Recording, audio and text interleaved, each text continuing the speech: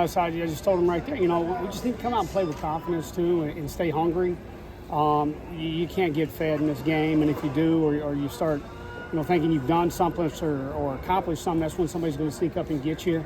And so no, we will. We're going to have a huge point of emphasis tomorrow. It doesn't guarantee anything. It's just, it's just like tonight. I mean, Charlie got off to a rough start, and then I thought JT Quinn was lights out, settled us down. And you look, right there, we played a relatively clean game, but we can still play cleaner. Mm-hmm. And but we played clean enough, thought the offense to get a really good job. What does knowing you can still play better this time of year mean as a head coach? It means a lot. It means, I still haven't seen us. Yeah, we've gotten close a couple times, right, to play some complete games. But I think it just shows that, you got to keep working.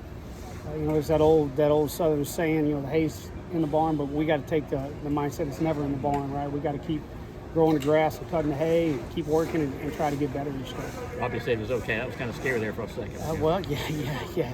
You and me both. We were a little nervous there. Got out there, and I think it just kind of shook him for a second. He didn't want to pop up really fast because we were landing. He goes, "Hey, I don't think it's bad, but just give me a second." And I think he just wanted to catch his breath. And muggy night, probably had a touch of cramp in there too. But now his preliminary check with Zach, our trainer, what came back good. You mentioned JT Quinn. What's allowed him to be so successful in SEC play? Man, I tell you what, we put a lot of work in, but I think commanding his fastball, that's kind of what you saw him right there. That's like most pitches he's thrown in a while, right? I mean, 60, I think he threw right at 60 right there. I've lost track, but his fastball is really good. We got him in, stamina-wise, he was fine, but you kind of saw there in that last, he lost a little bit of his fastball command. But his fastball is what's been, allowing him to do things really good. Talk about that playoff mentality, I guess, kind of coming in. Regional start Thursday.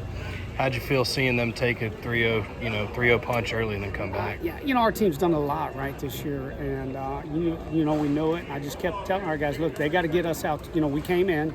I said they got to get us out 27 times, and we're really good. And start believing in yourself. And like I said, tip your hat to our offense there in the third. I thought, what Slate and Trey did right there to get that inning going. Trey Phelps, that was a tough pitch, guys. That ball was in on the white line. He pulled his hands in and smoked it. And then obviously Dan Jackson's ball. Daniel, that ball may be over the tennis court, so he crushed that thing. But that's what our offense is capable of doing when we don't chase, when we don't expand the strike zone, when we stay disciplined, and we just lock in and play baseball. How close was Abbo from going with that?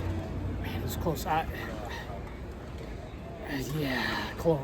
Close.